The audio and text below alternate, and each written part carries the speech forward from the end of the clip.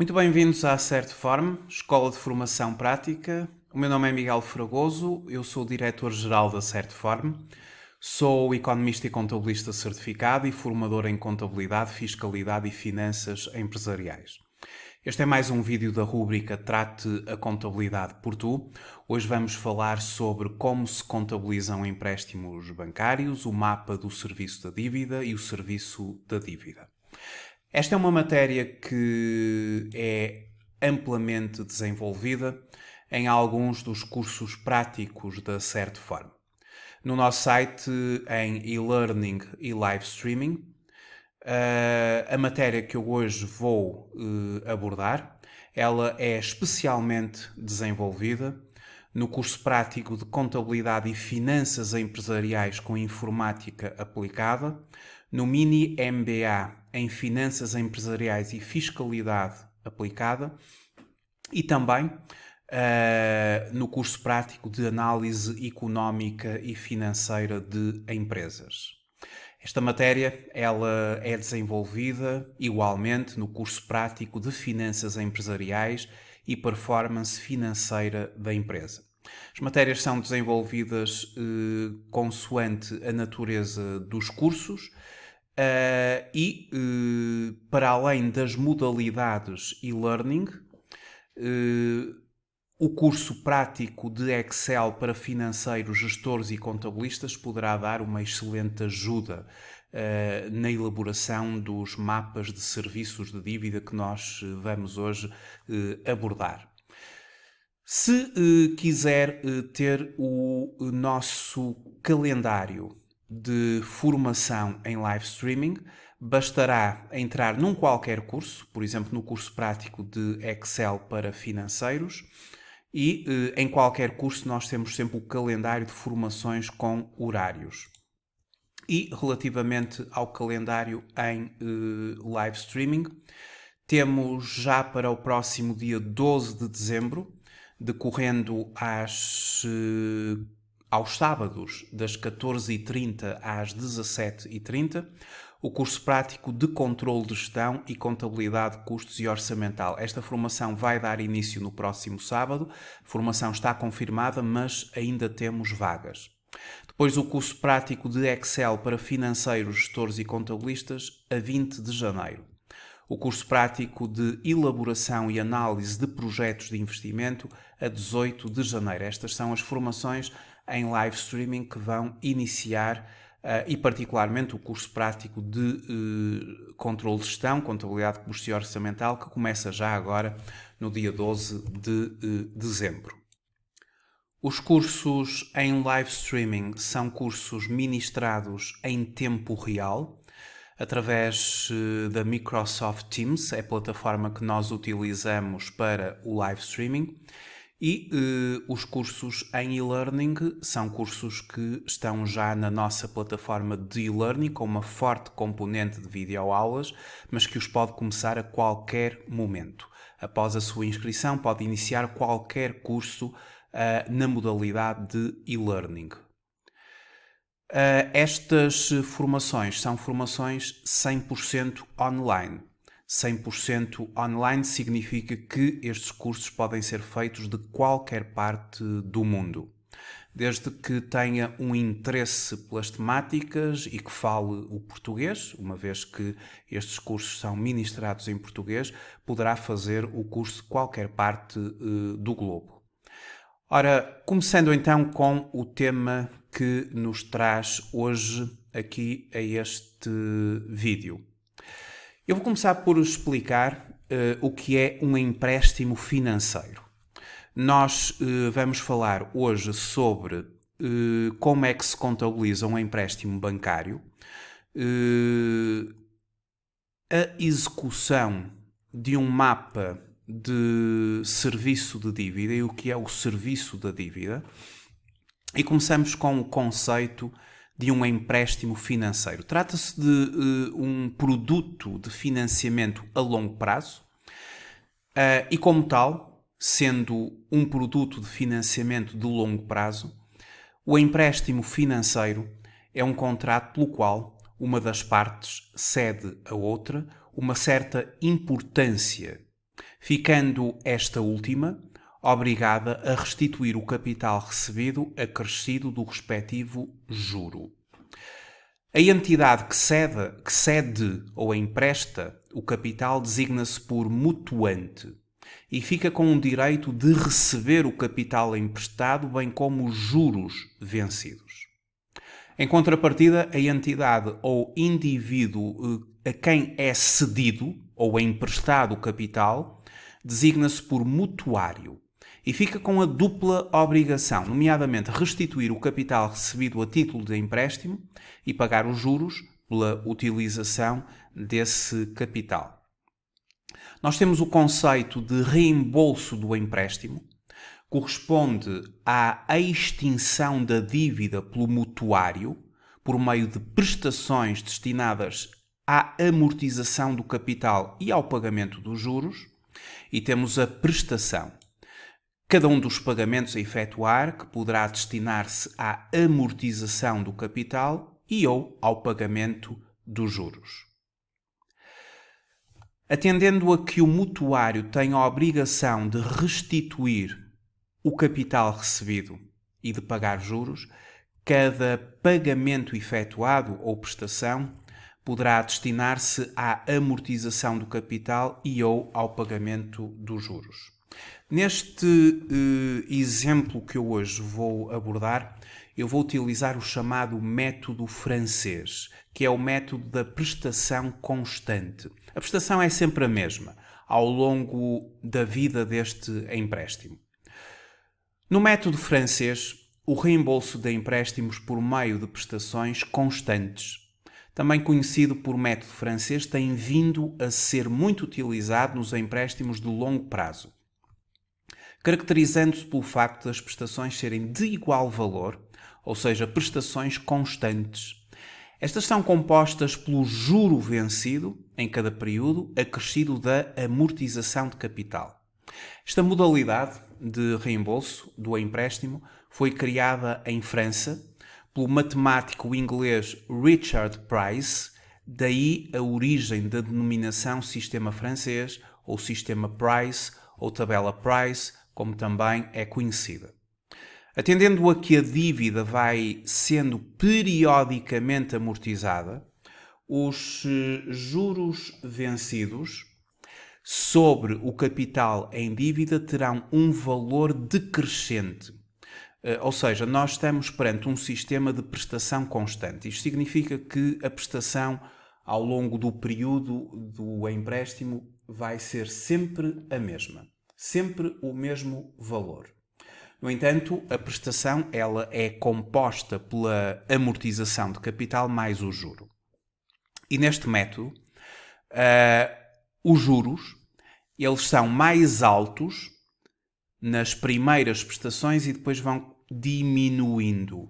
Então, atendendo a que a dívida vai sendo periodicamente amortizada, os juros vencidos sobre o capital em dívida terão um valor decrescente, ou seja, o juro no momento 1 é superior ao juro no momento 2, que por sua vez é superior ao juro no momento 3, que por sua vez é superior ao último juro que compõe a prestação.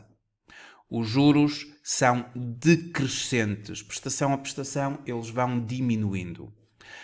Como as prestações são sempre iguais ou constantes, as amortizações de capital vão sendo crescentes, ou seja, à medida que vamos fazendo o pagamento ao longo do tempo das prestações, a amortização de capital, prestação após prestação, vai aumentando. Pelo que a amortização de capital, ela no primeiro momento é menor do que no segundo momento e assim no terceiro momento ela é menor do que no segundo momento, ela é menor do que no terceiro momento e, portanto, quando chegarmos ao momento N, temos que a prestação, na sua componente de amortização de capital, a amortização de capital tem o maior dos valores no último dos momentos do empréstimo ou das prestações. Portanto, prestação a prestação, digamos que a amortização de capital vai subindo. Prestação a prestação, os juros vão diminuindo. Então, as principais características do método francês. A prestação é constante ao longo do prazo do empréstimo, sendo o pagamento de juros e a amortização de capital coincidentes no tempo. O pagamento da primeira prestação ocorre no final do primeiro período, então estamos perante prestações postecipadas. A parcela de amortização aumenta em cada período, segundo uma progressão geométrica igual, ou de razão, igual a 1 mais a taxa de juro, que é considerada aqui como I.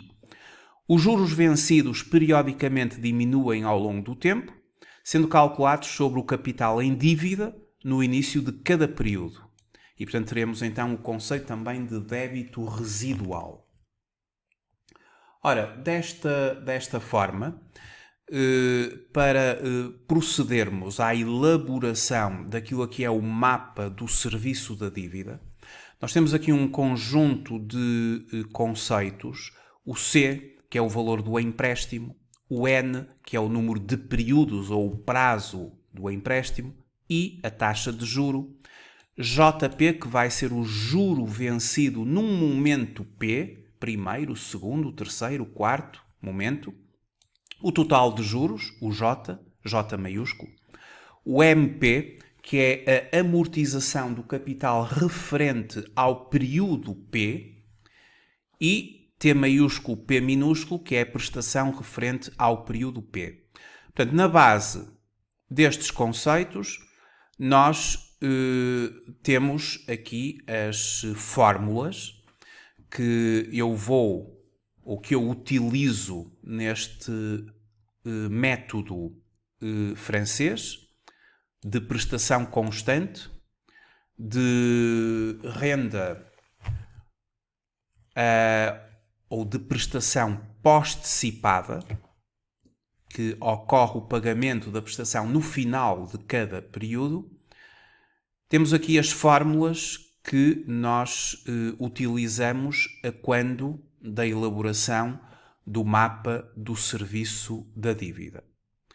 Estas são fórmulas que nós desenvolvemos então nas formações e que quando tudo isto é elaborado no Excel fica bastante simplificado. No entanto, eu gosto também de elaborar manualmente para que se possa perceber os cálculos que estão subjacentes e para que as coisas não apareçam assim de repente num quadro. A planificação do reembolso de um empréstimo financeiro é reproduzida num mapa que se designa por mapa de serviço da dívida. Este mapa que apresenta o processo pelo qual a dívida vai sendo extinta, discriminando para cada período o valor de juros a liquidar e a respectiva amortização de capital. Isto é que é o chamado mapa de serviço da dívida. Está aqui o conceito de mapa de serviço da dívida. Então eu vou começar por um caso prático, onde vamos também ter a oportunidade de aplicar algumas destas fórmulas e de mostrar o mapa de serviço da dívida construído assim com base no método francês. A empresa DFG Limitada obteve um empréstimo de 60 mil euros ao Banco X. O prazo total do contrato é de 2 anos. O reembolso é realizado em prestações semestrais, constantes e postecipadas. Portanto, constantes e postecipadas, estamos perante o método francês. A taxa de juro efetiva semestral é de 3%. Trata-se de uma taxa de juro semestral, 3%. Portanto, a taxa de juro já está em conformidade com as prestações que serão semestrais. Estamos perante um empréstimo a 2 anos e, consequentemente, em período semestral, este empréstimo vai ter 4 momentos do ponto de vista de pagamento de prestações. 4 semestres em 2 anos. Na linha A, nós queremos calcular o valor da prestação, que é sempre igual. E, portanto, a prestação é sempre igual. O que vai variar é o juro e a amortização de capital. O juro mais alto nas primeiras prestações, depois o juro vai diminuindo, e a amortização de capital mais baixa nas primeiras prestações, mas depois vai aumentando. Queremos elaborar o mapa do serviço ou o mapa de serviço da dívida, o tal mapa que apresenta o processo pelo qual a dívida vai sendo extinta, discriminando cada período o valor de juros a liquidar e a respectiva amortização de capital. E depois quero contabilizar a obtenção do empréstimo e a prestação do primeiro semestre, sendo que é meu objetivo também indicar como é que este financiamento obtido ele será considerado e divulgado ao nível das demonstrações financeiras, em particular no balanço e na demonstração dos resultados. Bom, eu começo por aplicar a fórmula do método francês para o cálculo da prestação, que consiste no valor do empréstimo, o meu valor denominado C, o valor do empréstimo que vai dividir por 1 menos 1.03 elevado a menos 4 sobre 0,03. Esta é a formulazinha que nós desenvolvemos sobre, portanto, esta metodologia do método francês. Dividindo então, portanto, fazendo aqui este cálculo desta renda pós-antecipada de termos constantes, nós temos 0,111512952 a dividir por 0,03, o que vai dar 3.7170984. Dividindo 60.000 por 3.7170984, temos uma prestação de 16.141,62.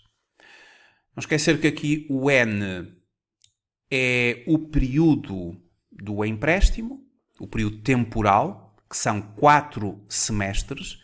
Então eu substitui N por 4, terá que ser menos N, portanto menos 4. E é a taxa de juro. De acordo com o nosso enunciado, a taxa de juros é de 3%, já é semestral e, portanto, ela já está conforme o período do empréstimo. São 16.141,62 o valor de cada prestação. Agora, nós, para podermos elaborar o mapa de serviço da dívida, nós temos que, dentro daquilo que é a prestação, extrair o valor do juro e o valor da amortização de capital para cada um dos períodos de pagamento da prestação. Daí, no primeiro semestre, porque são 4 semestres, eu tenho a primeira prestação, que obviamente vai ser 16.141,62, e para calcular o valor do juro, nós sabemos o que é o juro. O juro no momento 1. O juro no momento 1 é a prestação menos a amortização do capital. E a amortização do capital ela é dada pela matemática financeira através desta formulazinha que nós explicamos e desenvolvemos depois nas formações. Portanto, no fundo, eu vou pegar na prestação e vou subtrair à prestação a amortização de capital que é atualizada ao momento da prestação. Menos 4 é o período deste empréstimo, que são 4 semestres, aqui o N. O P representa O momento da prestação é o primeiro momento, é o primeiro semestre, e portanto P é substituído por 1, e menos 1 para subtrair a P, em que 1 menos 1 é 0. E, portanto, a atualização aqui da amortização de capital ao momento presente é feito pelo fator de atualização 1.03 elevado a menos 4. O que, multiplicando pela prestação, temos a amortização de capital atualizada 14.341,62. A diferença entre a prestação e a amortização de capital, obviamente que são os juros. E, portanto, o juro é de 1.800 euros no primeiro semestre. Se eu quiser calcular outra vez a amortização, vou subtrair a prestação dos juros e, claro, tenho a amortização de capital. Já sabia que eram 14.341,62. O débito residual é o montante em dívida após a primeira prestação. Então, o montante em dívida após a primeira prestação é o total do empréstimo menos a amortização do capital feita agora neste primeiro semestre. Portanto, fica em dívida 45.658,38. O segundo semestre, o cálculo segue as mesmas fórmulas, mas claro, vamos ter que fazer aqui algumas alterações. A prestação no método francês é sempre a mesma, 16.141,62.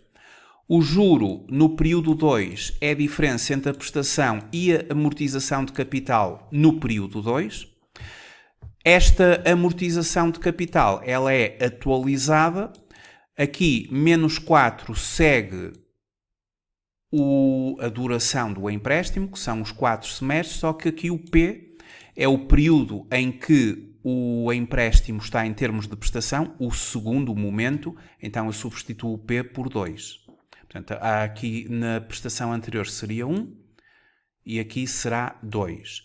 Mais 2 menos 1 é 1. Menos 4 mais 1 será menos 3. Então, para fazer a atualização desta amortização de capital, eu terei que considerar 16.141,62 vezes o fator de atualização 1.03 elevado a menos 3. E teremos então o cálculo 14.771,87. Portanto, 1.03, só para confirmar.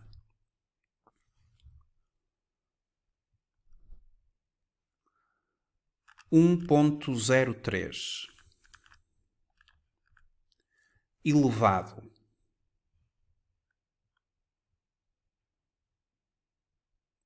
a menos, portanto, elevado a menos 3. Temos então o fator de atualização 0,915141,659. Multiplicando por 16.141,62, muito bem, temos 14.761,87. Muito bem. Portanto, está correto, é este o valor. Claro que a amortização de capital, como sempre, é a diferença entre a prestação e os juros. É só uma questão de se confirmar se as contas estão todas certas. O débito residual é o valor do empréstimo menos a amortização de capital do primeiro semestre, menos a amortização de capital agora do segundo semestre. O débito residual, o valor em dívida a partir de agora, será de 30.886,51.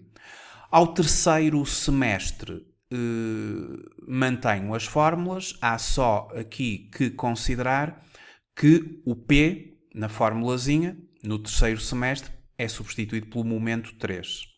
E, portanto, para fazer a atualização da amortização do capital para o momento 3, eu terei que fazer menos 4, mais 3 menos 1. 3 menos 1 são 2, portanto tenho que elevar a menos 2. O fator de atualização será 1.03 elevado a menos 2, que multiplicando por 16.141,62 temos então 15.215,02, ou seja, 926,60 euros de juros e uma amortização de capital de 15.215,02. Conforme podem verificar, e conforme eu tinha dito, pelo método francês, nós, à medida que vamos avançando as prestações semestrais, os juros vão diminuindo, 1.800 no primeiro semestre, 1.369,75 no segundo, 926,60 no terceiro.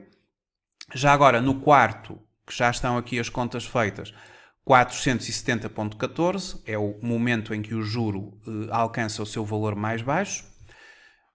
Mas as amortizações de capital, ao contrário, vão aumentando. No primeiro semestre foi de 14.341,62, depois aumentou para 14.771,87, para 15.215,02 e depois a amortização final de 15.671,49 e, claro, ao quarto semestre está pago e, portanto, não há mais débito residual. Os 60.000 do empréstimo inicial menos as 4 prestações ou as 4 amortizações de capital conduzem a um débito residual zero. Portanto, agora aquilo que nós temos que fazer é transpor estes cálculos para o tal mapa de serviço da dívida. E eu fiz essa transposição. O mapa de serviço da dívida, constituído pela coluna semestres, neste caso, claro, poderiam ser meses, poderiam ser trimestres, neste caso são semestres. A prestação, sempre a mesma, ao longo dos 4 semestres. O total das prestações, 64.566,49, ou seja, este empréstimo de 60.000 fica por 64.566,49, o que significa que 4.566,49, que é o que excede os 60.000, são os juros que nós fomos considerando e calculando. Vejam, juros sempre a decrescer. A amortização de capital sempre a aumentar e atinge, obviamente, os 60.000. Os débitos residuais, o valor que está em dívida, semestre após semestre, até atingir o ponto zero. Portanto, temos aqui a exemplificação daquilo que é um mapa de serviço da dívida. Recuperando o conceito de mapa de serviço da dívida, a planificação do reembolso de um empréstimo financeiro é reproduzida num mapa que se designa por mapa de serviço da dívida, que apresenta o processo pelo qual a dívida vai sendo extinta, discriminando para cada período de juros a liquidar, o valor de juros a liquidar e a respectiva amortização de capital, conforme o mapa a expressa. Eu agora quero pegar neste mapa e quero fazer, em primeiro lugar, a contabilização ou reconhecimento contabilístico do empréstimo, na sua fase inicial. Contabilizar a obtenção deste empréstimo. E depois quero fazer o reconhecimento de uma das prestações, que pode ser a do primeiro semestre. O reconhecimento é sempre o mesmo, o reconhecimento contabilístico vai sempre mexer com as mesmas contas, só vai variar, obviamente, os valores semestre após semestre. As empresas, para fazerem o reconhecimento contabilístico de um empréstimo, elas utilizam, ao nível do plano de contas, a conta 25. A conta 25 é a conta de financiamentos obtidos no plano de contas do Sistema de Normalização Contabilística. Esta conta ela está dividida em instituições de crédito e sociedades financeiras e depois temos a conta 2511 em empréstimos bancários. E a conta, por exemplo, 2513, locações financeiras. Pelo que nós utilizamos para o reconhecimento contabilístico de empréstimos ou financiamentos obtidos às instituições de crédito, a conta 2511 empréstimos bancários, que é uma conta de passivo, representa dívida. E, consequentemente, como conta de passivo, na sua fase inicial, pelo empréstimo obtido do Banco X, esta conta tem que ser creditada. As contas do passivo creditam-se pelos aumentos. Então, aumenta a dívida da nossa empresa para com a banca em 60 mil euros. E o dinheiro entra na nossa conta. E como o dinheiro entra na nossa conta, nós temos que debitar a conta 12, qualquer coisa, 12.1, 12.2, depois podemos subdividir esta conta em conformidade com os bancos com os quais a empresa trabalha. 60 mil. A partir daqui, nós vamos tendo o reconhecimento contabilístico das prestações. Uma prestação, ela envolve 3 valores. A prestação propriamente dita, que é obtida pela soma do juro mais amortização de capital. 3 valores significam 3 contas para o reconhecimento contabilístico. Então, o que é que vai acontecer em cada prestação? Em cada prestação, a dívida perante aquela instituição financeira vai diminuindo. Pelo que, se inicialmente creditamos o passivo por 60 mil, prestação após prestação, vamos ter que debitar esse passivo, porque os passivos debitam-se pelas diminuições, por 14.341,62, que é no caso do primeiro semestre. Se fosse o segundo semestre, seria 14.771,87, no terceiro este valor e no quarto este valor, aqui 15.671,49. Quando chegarmos ao quarto semestre, o somatório das amortizações é exatamente igual ao valor do empréstimo, pelo que o passivo está completamente desreconhecido. Isto no que diz respeito à amortização de capital, que vai afetar o balanço. Relativamente aos juros, os juros são uma componente do resultado financeiro da empresa. E aqui nós temos os gastos. Gastos de financiamento, que envolve a conta 69. Gastos e perdas de financiamento, juros suportados, juros de financiamentos obtidos. A conta 69.11, juros de financiamentos obtidos. Esta é a conta que nós utilizamos para os juros dos empréstimos à banca. Como qualquer conta de gastos, ela vai sendo debitada por 1.800 no primeiro semestre e depois nos próximos semestres pelos valores que fazem parte aqui do mapa de serviço da dívida.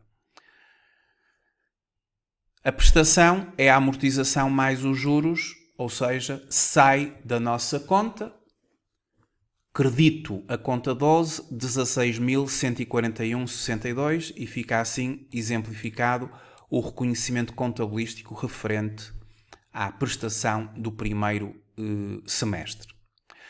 O que é o serviço da dívida? Portanto, nós vimos o que era o mapa de serviço da dívida e o conceito de mapa de serviço da dívida que apresenta o processo pelo qual a dívida vai sendo extinta, discriminando para cada período o valor dos juros a liquidar e a respectiva amortização de capital. E exemplificamos aqui a construção de um mapa de serviço da dívida. O serviço da dívida corresponde à totalidade dos pagamentos de juros e reembolso de capital que uma empresa tem de efetuar num determinado período. Este indicador é importante para medir a solvabilidade, o risco e rentabilidade da empresa. Por isso é que também no curso de análise financeira nós abordamos esta matéria para depois podermos fazer a análise financeira através dos indicadores. Quanto maior for o serviço da dívida, maior é o risco. Portanto, é óbvio, não é?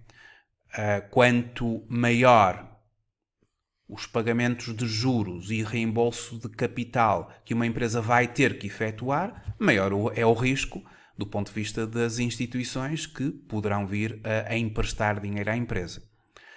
Além disso, a rentabilidade pode ser afetada, pois as taxas de juro cobradas pelos bancos aumentam com o aumento do risco do cliente, o que também é uma conclusão óbvia. Há mais dificuldade em negociar com a banca quando o risco é mais alto.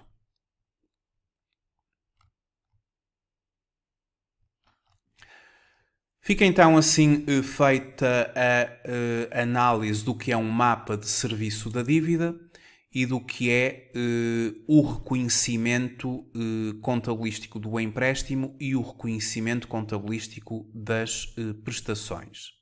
Para concluir, eu gostava de explicar a posição que os financiamentos obtidos terão no balanço da empresa, bem como os juros. Eu vou começar pelos juros, que é o mais simples.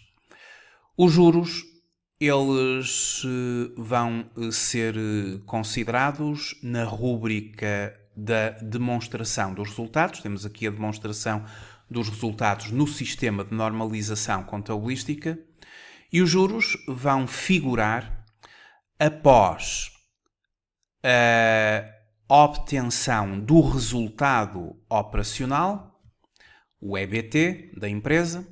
Portanto, em primeiro lugar foi formado o EBITDA, que é o resultado antes de depreciações, gastos de financiamento e impostos. Seguidamente, as depreciações dos ativos fixos tangíveis e as amortizações dos ativos intangíveis, eventualmente imparidades de investimentos depreciáveis, pela via das perdas ou das reversões.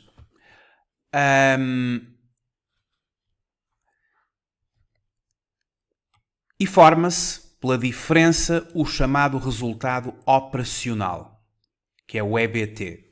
E agora vêm os tais juros e gastos similares suportados.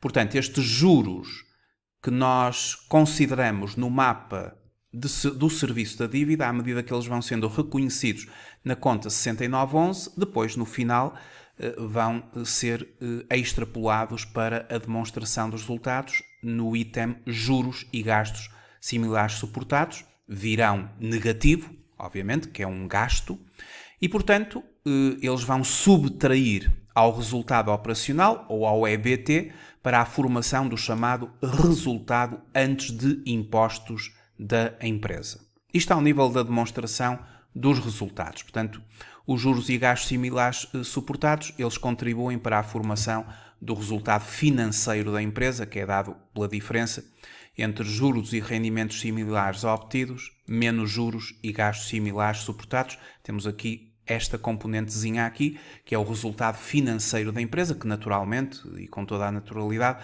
poderá ser negativo, porque é perfeitamente comum, normal, os juros e gastos suportados serem superiores aos juros e rendimentos similares obtidos. Depois,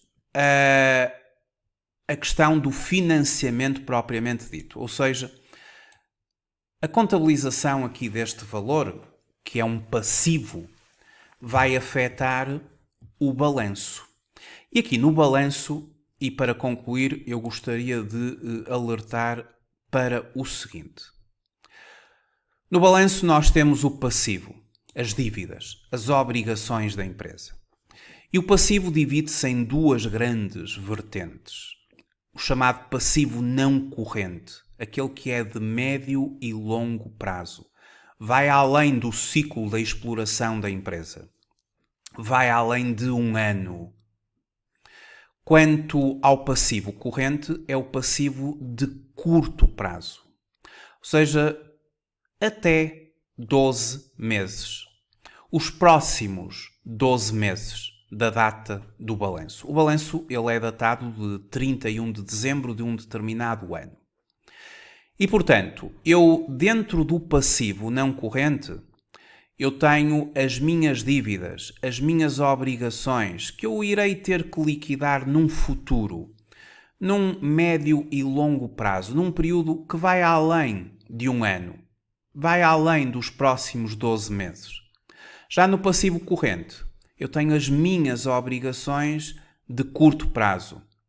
As minhas obrigações já nos próximos 30, 60 dias, por exemplo aqui nos fornecedores, até ao dia 20 do mês seguinte, que é o caso, até ao dia 20 de janeiro, que é o caso do Estado e outros entes públicos, no que concerne, por exemplo, às retenções de IRS, à Segurança Social, do processamento de salários de dezembro, que já vai ter que ser pago ao Estado até ao dia 20 de janeiro, e depois os financiamentos obtidos. Trata aqui das amortizações de capital que eu irei ter que fazer nos próximos 12 meses. E aqui seriam 2 semestres neste empréstimo e, portanto, cairiam aqui, em princípio, agora também depende exatamente dos momentos, cairiam aqui 2 prestações já no próximo período de 12 meses. Isto tem que estar permanentemente a ser reclassificado. Ou seja, num primeiro momento, o passivo não corrente, ele efetivamente é reconhecido, mas nós temos que distinguir os próximos 12 meses daquilo que vai ser para além de 12 meses. Então, quando eu faço o reconhecimento da dívida, eu tenho que considerar destes 60 mil, o que é que me vai ser exigido nos próximos 12 meses, e isso terá que vir para passivo corrente, financiamentos obtidos, e o que me será exigido para além do ciclo da exploração da empresa, ou seja, para além dos próximos 12 meses. Terá que ser inscrito no passivo não corrente em financiamentos obtidos. Passivo não corrente, financiamentos obtidos, a dívida à banca para além dos próximos 12 meses.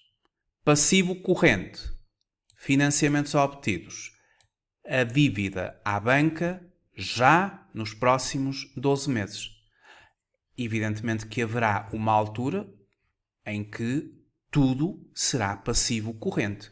Quando nós chegarmos, por exemplo, à última prestação, ela já foi identificada apenas como passivo corrente, porque seriam já os próximos 6 meses e, portanto, não haveria maior período para além desse. Portanto, a posição ao nível do balanço ela é muito importante e eu chamo a atenção que os empréstimos à banca eles vão tendo que ser sistematicamente reclassificados entre o passivo não corrente e o passivo corrente. Fica então feito a apresentação deste tema, desta temática dos financiamentos obtidos. Muito obrigado por ter assistido a esta apresentação e até uma próxima oportunidade. Até breve.